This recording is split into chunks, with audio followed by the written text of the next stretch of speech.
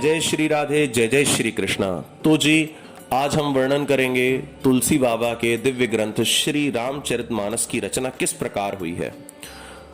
अयोध्या पहले छोटे छोटे राज्य होते थे। अवध एक राज्य था, उसमें अयोध्या एक बड़ी ही प्रमुख नगरी मानी जाती थी। अवध के राजा का राज्य सिंहासन पर अभिषेक हो रहा था, तो अयोध्या में भी बहुत ही दिव्य झांकियां सजाई गई थीं, उत्सव सा मनाया जा रहा था।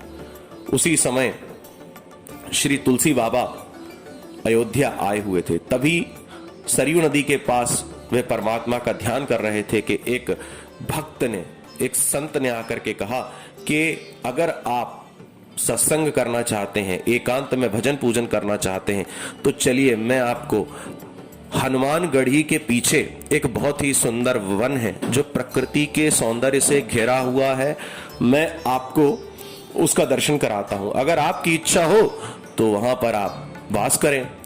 तुलसी बाबा उस संत के साथ चले गए और वहां पर देखा बड़ा ही दिव्य सुंदर वृक्षावलियों से घिरा हुआ वह वन है।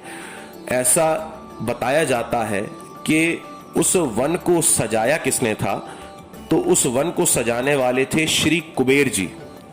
धनाध्यक्ष कुबेर ने वहां वृक्ष लगाए थे और ऐसे सुंदर दिव्य हरे भरे वृक्षों से घिरा हुआ पटा हुआ वह वन बड़ा ही शोभायमान था। ध्यान से देखने पर पता चला कि उस वन के निर्जन स्थान में एक कुटिया बना करके उसमें एक संत तपस्या करते हैं। उस संत को तपस्या में लीन देख करके श्री तुलसी बाबा उस संत के पास आए।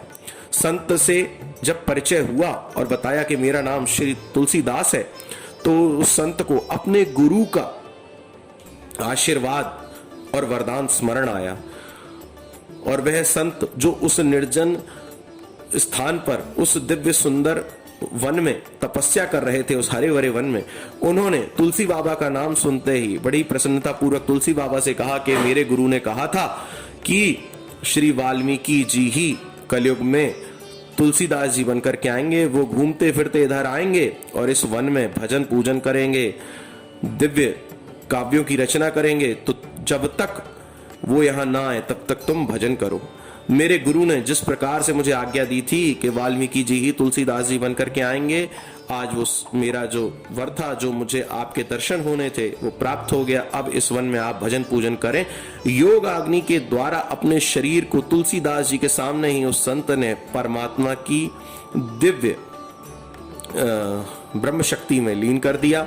और इसके बाद तुलसी बाबा अयोध्या में हनुमानगढ़ी के पीछे उस दिव्य वन में, हरे भरे वन में काव्यों की रचना करने, राम जी के सुयश का गान करने में लग गए। आज भी अयोध्या में वह सुंदर स्थान है।